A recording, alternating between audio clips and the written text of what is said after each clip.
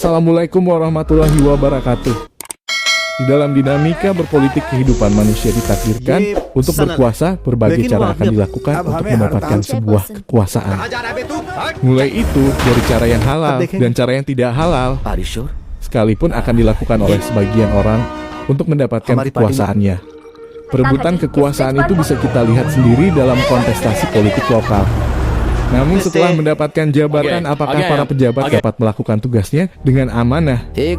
Video kita kali ini kita akan membahas sebuah film yang berkaitan dengan politik dan kekuasaan dengan judul One. Jadi siapkan posisi dan atur semaksimal mungkin tempat bersandar kalian. Oke guys, are you ready and let's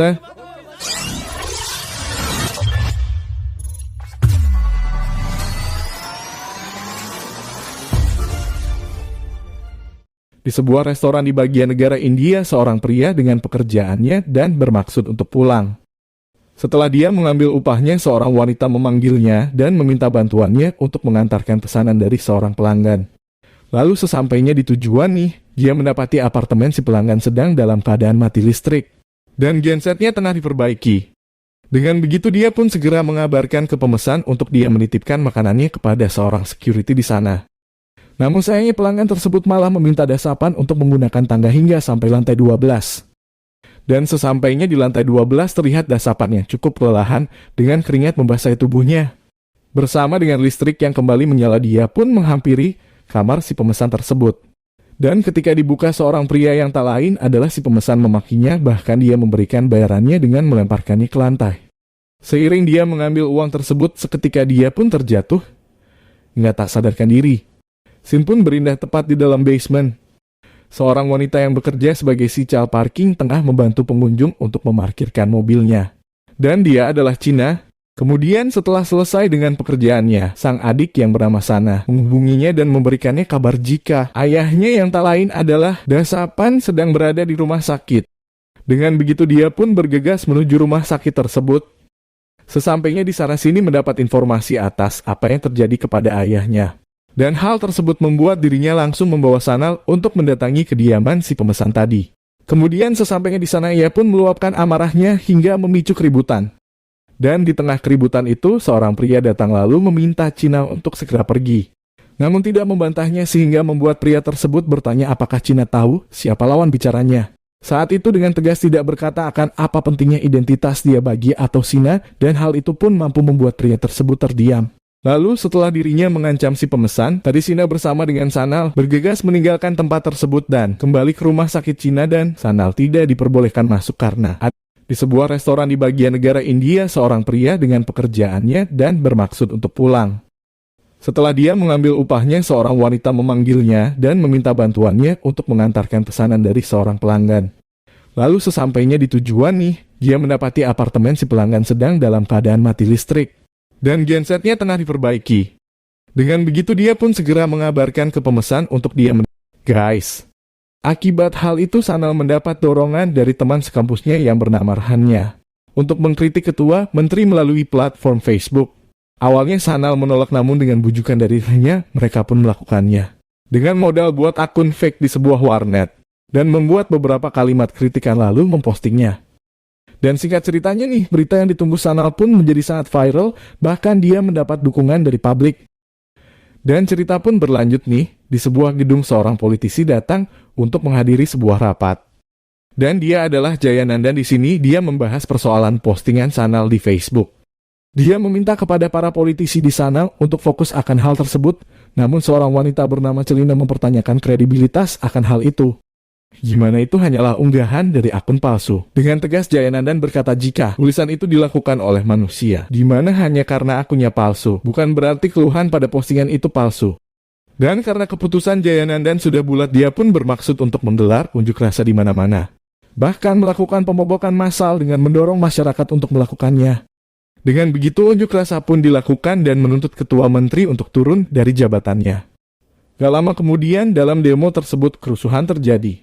Hingga para polisi pun terpaksa melakukan kekerasan.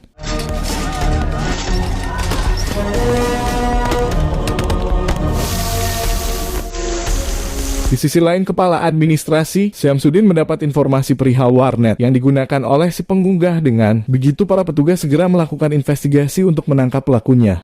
Sedangkan Jayanandan melakukan pers dengan memanas-manasi masyarakat untuk melakukan pemogokan. Dan hal itu disiarkan di setiap stasiun televisi. Sehingga Sanal menyaksikan pemberitaan tersebut menjadi sangat ketakutan. Kemudian dia pun mengadukan apa yang telah dia lakukan itu kepada ayahnya. Mendengarkan apa yang telah dilakukan anaknya, sang ayah mencoba mencari bantuan. Mereka berdua pun bergegas menuju rumah hukum untuk berkonsultasi perihal perlakuan Sanal, dan setelah sesampainya di sana, Dasapan langsung mengatakan permasalahannya. Dan hal itu mampu membuat advokat di sana terkejut, bahkan yang menolak untuk membantu permasalahan yang dihadapinya. Kemudian setelah mendapati saran dari seorang pengacara, Dasapan bersama dengan Sanal pergi ke sebuah terminal bus dan bermaksud mengirim Sanal keluar kota. Di dalam perjalanannya, bus yang ditumpangi Sanal diberhentikan oleh para polisi, sehingga Sanal pun berhasil ditangkap.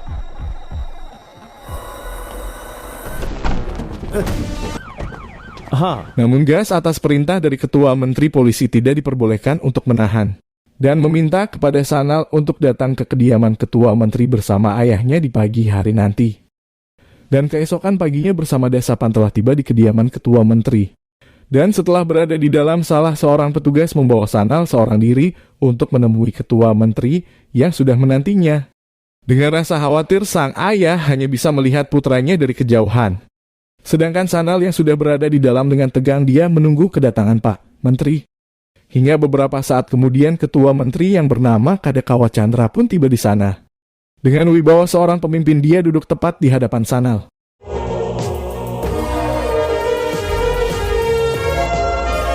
Kemudian berkata, jika hanya ada kekacauan di sana, yaitu korupsi yang merajalela. Lalu dia pun kembali mengulang perkataan yang ditulis oleh Sanal di postingannya.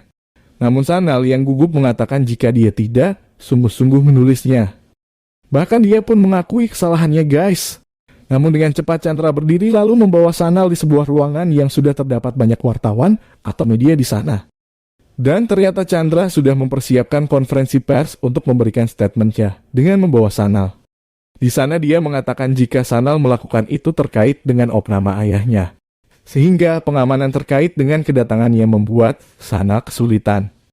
Dengan begitu di depan media ia pun meminta maaf atas kesulitan yang dialami Sanal dan keluarganya. Hal itu membuat Sanal merasa terkejut. Namun di sisi lain, Jayanandan bersama dengan politisi lainnya beranggapan jika Chandra memanfaatkan itu untuk menarik simpati. Dan salah seorang di sana memberikan usul agar mereka mencari masalah yang lain. Mendapatkan permintaan maaf dari Ketua Menteri membuat Sanal menjadi tenang dan memberikan statementnya terhadap Ketua Menteri kepada media. Dan hal itu disaksikan oleh Chandra yang sedang bersama dengan Baby. Namun di sini Baby mengingatkan kepada Chandra jika pihak oposisi tengah sibuk menyerukan pemogokan dan berencana merealisasikannya. Sehingga Baby mengatur sebuah rapat agar pemogokan itu dihentikan. Singkat cerita, rapat pun dilakukan. Di sana Chandra menegaskan jika aksi pemogokan dilaksanakan itu hanya menyusahkan masyarakat dan bukan membentuk demonstrasi beradab. Begitu dia meminta kepada para oposisinya agar memiliki akhlak dan akal sehat menerima sarannya dengan membatalkan rencana pemogokan. Namun salah seorang di sana membantah pernyataan Ketua Menteri dengan berkata jika Sanal mungkin telah dikucilkan dan diintimidasi. Senyum di raut wajah Chandra mengiringi pernyataannya bahwa tidak ada ancaman kepada Sanal. Dan Baby menegaskan jika masalah telah selesai. Namun si kampret satu ini tetap membantah dan bersikeras jika itu adalah kesalahan Chandra yang fatal. Dengan begitu mereka akan tetap menggelar upaya pemogokan. Akan tetapi seorang wanita bernama Selin menyarankan agar mereka kembali mempertimbangkan hal itu. Hingga pada akhirnya Jayanandan yang sedari tadi diam pun mulai berkata, jika dirinya telah diundang Baby untuk rapat itu. Dan karena merasa terhina dengan Chandra, ia menegaskan jika masa harmonisnya dengan Chandra berakhir pada saat itu juga.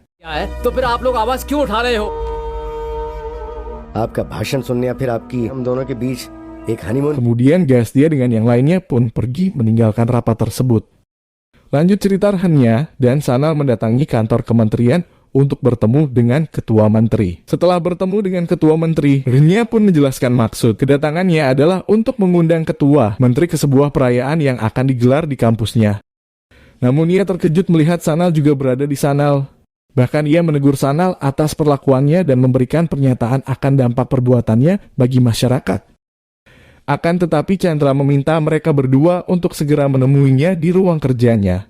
Kemudian Gas terlihat Sanal yang sedang melakukan live streaming di akun Facebooknya. Di dalam siarannya dia berkata jika dirinya berada dalam keluarga yang miskin. Dengan begitu keluarga mereka akan kesulitan jika tidak bekerja dalam seharian penuh. Lalu dia kembali mengingatkan janji ketua menteri yang tidak akan menyusahkan warganya. Sehingga dia pun menantang ketua menteri untuk gunakan kekuasaannya agar warganya dapat beraktivitas seperti biasa. Dan guys, video tersebut pun kembali viral dan tersebar dengan hashtag tolak pemogokan. Namun di hari pemogokan, antek-antek dari Jayanandan pun menghalangi para warga yang ingin melakukan aktivitasnya.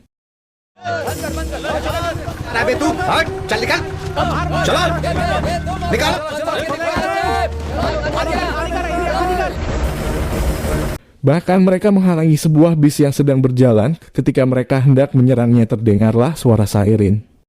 Bersamaan dengan itu ketua menteri Kadakal, Chandra pun turun dari bis tersebut. Lalu menghampiri mereka semua sambil berkata jika dia merasa sangat miris melihat anggota polisi melakukan hal tersebut. Dan dia pun kembali mengingatkan jika bus yang mereka sekarang itu berisikan orang-orang yang telah memilih mereka. Kemudian dia juga mengingatkan mereka akan akhlak dan tanggung jawabnya. Dengan begitu guys, mereka semua pun ditahan. Dan ternyata guys, streaming yang dilakukan Sanal adalah bagian rencana dari ketua menteri, sehingga aksi pemogokan pun tidak terlaksanakan. Lanjut berikutnya guys. Sanal kembali bertemu Chandra, kemudian dia pun diberikan beberapa surat kabar oleh Chandra yang memberitakan tentang hak untuk menyerukan demokrasi solidaritas. Di sini dia bertanya apakah mungkin seorang seperti Sanal dapat memecat anggota parlemen atau menteri sekalipun. Lalu dia pun menegaskan jika rakyat harus punya hak untuk memecat pejabat dan itu adalah ide dari postingan Sanal. Kemudian dia meminta bantuan Sanal untuk melakukan survei kepada masyarakat terkait kinerja para pejabat baru. Dia juga meminta Sanal untuk merahasiakan kepada siapapun jika tugas itu diberikan langsung olehnya.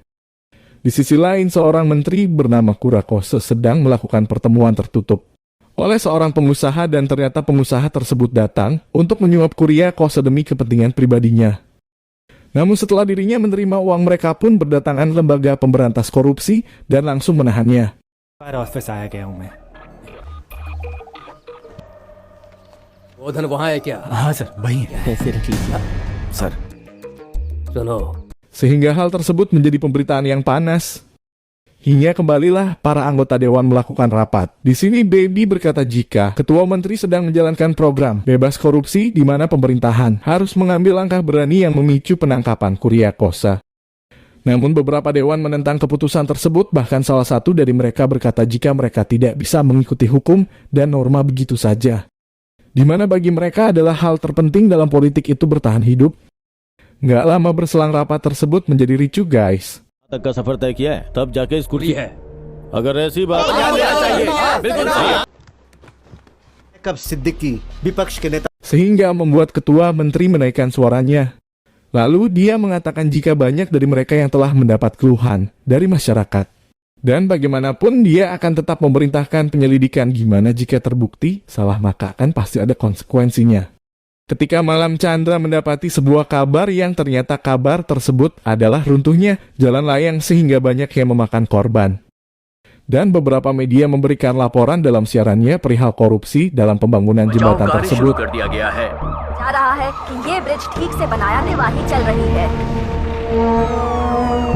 Akibat hal itu Chandra sang ketua menteri datang ke tempat kejadian kemudian memerintahkan para petugas untuk memanggil bantuan tambahan. Bersamaan dengan itu seorang menteri pekerjaan umum juga tiba di sana, namun Chandra mencampakkannya. Dan setelah dia berada di rumah sakit, Chandra meminta kepada stafnya untuk memenuhi semua kebutuhan korban kecelakaan tersebut. Dan guys, atas kejadian tersebut Chandra meminta penjelasan kepada menteri yang bertanggung jawab. Dia pun bertanya perihal pembangunan jalan itu di mana banyak ketidaksesuaian di dokumen dan materialnya. Bahkan dia mengetahui jika menteri itu telah mengantongi uang sebanyak 3 crore dalam proyek tersebut. Dengan begitu Chandra meminta kepada menteri tersebut untuk mundur dari jabatannya. Namun Baby meminta kepada Chandra untuk selidiki kasus itu terlebih dahulu. Tetapi Chandra tidak menghiraukannya sehingga menteri tersebut menghampiri Chandra, kemudian dia berkata, jika jabatannya itu diberikan oleh rakyat, dan hanya konstituennya yang dapat meminta menteri tersebut untuk turun dari jabatannya. Setelah menteri tersebut pergi, Baby mengingatkan Chandra jika dirinya harus lebih berhati-hati dalam mengambil keputusan. Bagaimana jika keputusannya mengancam partai atau keberlangsungannya? Baby tidak lagi akan bersedia untuk mendukungnya. Sepulangnya dari rapat tersebut, Chandra melakukan riset internet maupun di beberapa buku. Bahkan dia membuat sebuah dokumen. Hingga keesokan harinya Chandra melakukan rapat dengan 2 orang pejabat.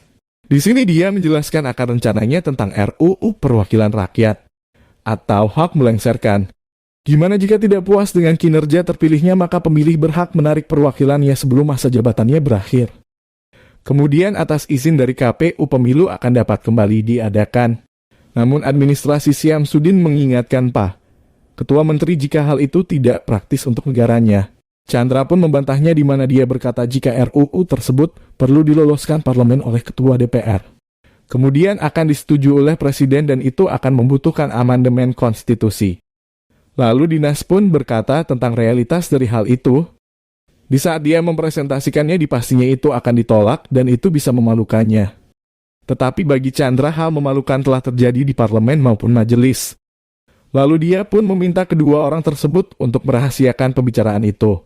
Kemudian guys di luar dinas bertanya kepada Syamsuddin jika Disus setelah memperhatikan RUU tersebut. Namun ia meragukan jika hal itu diterapkan di negaranya. Lanjut cerita, Ketua Menteri yang sedang berjalan menuju perayaan kampus, seketika dia dihadang oleh segerombolan orang.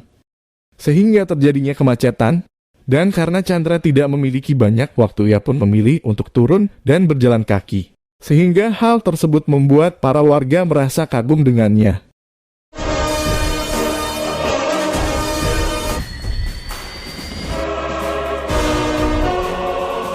Ketua Menteri juga menggunakan jasa angkutan bajai untuk sampai ke tempat tujuannya. Ketika di dalam perjalanan, supir yang belum mengetahui jika penumpangnya adalah Ketua Menteri. Ia pun banyak melontarkan keluhan perihal jalan. Bahkan juga berkata jika para pejabat hanya baik di saat pemilu. Lalu dia pun merasakan keanehannya dengan mobil polisi yang mengikutinya dari belakang. Sesampainya di kampus, supir merasa terkejut ketika dia mengetahui akan siapa penumpangnya. Kemudian Chandra sambil menyentuh pundaknya dan raut senyum di wajahnya, dia pun memberikan bayaran. Lalu berkata jika dia akan segera memperbaiki jalan yang rusak. Di saat menteri melakukan pidatonya di hadapan mahasiswa, terdengar teriakan dari seorang mahasiswa yang meminta kepadanya untuk memotong rambutnya. Seketika hal tersebut membuat suasana menjadi menegangkan. Dan di saat petugas berhasil menangkap orang itu, Chandra meminta kepada pemuda tersebut untuk segera maju menghampirinya. Lalu setelah mengetahui nama dari orang itu, Chandra malah meminta dia untuk mengatur waktu dan dia pun bersedia mencukur rambutnya. Mahasiswa itu merasa ketakutan, tetapi Chandra mengatakan itu dengan serius. Lalu dia pun bercerita jika dia adalah putra dari seorang tukang cukur, di mana pada saat itu ayahnya tidak mengajarinya ideologi politik apapun. Tetapi sang ayah selalu bertanggung jawab untuk menghidupi keluarganya dan itulah politik yang diajarkan oleh ayahnya. Selanjutnya RUU yang diusulkan Chandra pun diangkat dalam rapat yang dihadiri oleh dinas dan itulah yang diharapkan Chandra. Dengan begitu Chandra sangat menantikan rapat kabinet berikutnya. Di suatu malam Cina sedang bertugas meminta kepada salah seorang pengunjung untuk tidak memikirkan mobilnya di tempat yang sudah dipesan. Namun pria tersebut tidak mendengarkannya hingga mobil miliknya menghantam trafikan dan karena hal itu ia memakai Cina, namun Cina pun berusaha membela dirinya. Bahkan dia menantang dengan memberitahukan tentang identitasnya. Lalu kemudian mendatangi kantor polisi yang ternyata sudah berada dasapan di sana. Mengiringi suara teriakan polisi yang sedang membawa Cina, di mana Cina telah dituduh sebagai seorang pencuri yang telah mengambil emas dari sebuah mobil. Dan itu adalah konsekuensinya karena telah beradu mulut dengan seorang pengunjung tadi. Beberapa saat kemudian ACP datang dan ternyata dia adalah orang yang sempat beradu mulut dengan Cina di awal film ini. Dan karena memiliki dendam dengan Cina, ia meminta bawahannya untuk memasukkan Cina ke dalam penjara. Dan dalam keadaan panik, Sanal terpaksa menghubungi Ketua Menteri untuk berharap bantuannya. Hingga kemudian Ketua Menteri bersama dengan rombongannya pun tiba di sana. Guys, dan hal itu membuat para polisi sangat terkejut akan kedatangannya, lalu dia meminta buku catatan kriminal yang menanyakan tentang Cina. Kemudian bertanya kasus apa yang dilakukannya dan siapa yang telah melaporkannya. Namun ternyata kasus tersebut belum tertulis dalam buku laporan. Bahkan tidak ada seorang polisi pun yang datang menyelidiki tempat kejadian atau menemukan barang buktinya. Lalu dia pertanyakan salinan perintah bahwa wanita tidak boleh dipanggil ke kantor setelah pukul 5 sore. Dan harus menginterogasinya di rumah. Dan mempertanyakan kenapa mereka semua tidak melaksanakan peraturan tersebut. Dan malah memasukkan Cina ke dalam penjara. Dengan begitu ketua menteri meminta kepada komisaris di sana untuk mengskors 2 orang polisi terkait kejadian tersebut. Sedangkan Cina dan keluarganya pun dipulangkan. Hingga keesokan harinya Sanal mendatangi kantor kementerian untuk mengucapkan rasa terima kasihnya kepada ketua menteri. Hingga beberapa hari kemudian laporan terkait keluhan masyarakat terhadap kinerja pejabat telah diterima staf administrasi. Sehingga ajuan RUU Perwakilan Rakyat akan diusulkan oleh ketua menteri. Dan sebelum rapat kabinet dilaksanakan, para anggota dewan melakukan rapat terkait RUU tersebut. Terjadilah perdebatan, bahkan banyak dari mereka yang tidak setuju akan RUU tersebut. Termasuk Baby yang sangat tidak menginginkan jika Chandra mengancam keberlangsungan partai. Dan salah seorang bernama Rajan meminta ketua menteri untuk membatalkan ajuannya ke majelis. Lalu Chandra bertanya apa Rajan seorang pencuri dan semua yang berada di sana, apakah mereka semua pencuri? Tak ada satupun guys yang menjawabnya. Chandra pun kembali berkata jika memang mereka semua bersih, lalu kenapa mereka takut akan RUU tersebut. Kemudian meminta mereka untuk melayani rakyat. Dengan begitu rakyat akan selalu memberikan kepercayaan dan terus memilih mereka di setiap pemilihan. Dan pengajuan RUU itu ketua menteri akan tetap mengajukannya di majelis karena itu adalah tanggung jawabnya terhadap rakyat. Dan karena keputusan dari ketua sudah bulat, para oposisi kembali membahas persoalan itu. Seketika Jayanandan tiba di sana, kemudian dia menjelaskan jika RUU itu ditolak, dia akan menemui dan memberitahukan pembicara besok. Lalu dengan rencana yang sudah diaturnya, ia meminta kepada mereka untuk mencekik Chandra dengan berbagai pertanyaan dan di sanalah mereka akan mengakhiri semuanya. Dan ternyata guys, rencana yang sudah diaturnya itu telah dibantu oleh dinas yang telah membela mendukung pihak oposisi. Bahkan di sini Jayanandan telah yakin akan kemenangannya membagi-bagikan wilayah kepada mereka yang berada di sana. Lalu dia berkata jika politik tidak lagi melayani masyarakat melainkan industri, mereka adalah और मेरा berbisnis. साथ दें तभी हम Dan guys, hari RUU itu pun tiba. Ketua menteri yang tengah bersiap-siap mendapat panggilan dari Baby yang bertanya apakah dirinya sudah berangkat. Lalu Baby mengabarkan jika dirinya tidak dapat datang dalam rapat tersebut. Kemudian di saat makan pagi, pelayan Chandra yang bernama Ibrahim diminta olehnya untuk duduk dan makan bersamanya. Sehingga membuat Ibrahim merasa sangat dihargai. Lalu dia juga menyapa petugas akan mengucapkan selamat pagi kepada pengawal dan sopirnya. Hingga sesampainya di aula pertemuan guys, setelah banyak para anggota dewan dan oposisi yang juga hadir di sana. Kemudian ketua majelis memasuki ruangan. Lalu dia belum bacakan ajuan yang diberikan oleh ketua menteri perihal wewenang untuk menarik perwakilan terpilihnya sebelum akhir masa jabatan jika kinerjanya dianggap kurang. Lalu dia meminta ketua menteri untuk memulai diskusinya. Di sini Chandra berkata jika pemerintah dipilih oleh rakyat. Dan karena itu rakyat berhak memutuskan berapa lama perwakilan terpilihnya, termasuk dirinya. Dengan begitu juga meminta kepada mereka semua untuk mengesahkan RUU itu dan menerapkannya di Kerala. Dengan lantang Jayanandan memerintahkan untuk pemungutan suara dilakukan. Kemudian atas persetujuan ketua, menteri ketua majelis pun menurutinya dan pemungutan suara pun dilakukan. Para anggota dewan mulai melakukan memasukkan suaranya dan hal itu juga saksikan oleh mahasiswa dan warga yang berada di lantai atas. Ketika selesai hanya mendapatkan 14 suara yang mendukung RUU tersebut. Dan 1 orang memilih untuk tetap netral. Dan suara yang menolak berjumlah 125 orang.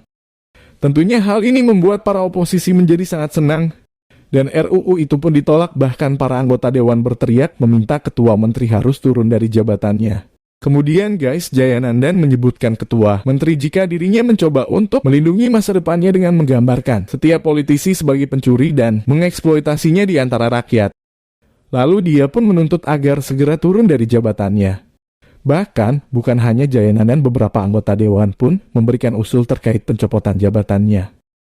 Dan lagi guys, Jayanandan kembali berkata jika RUU itu adalah hal yang praktis.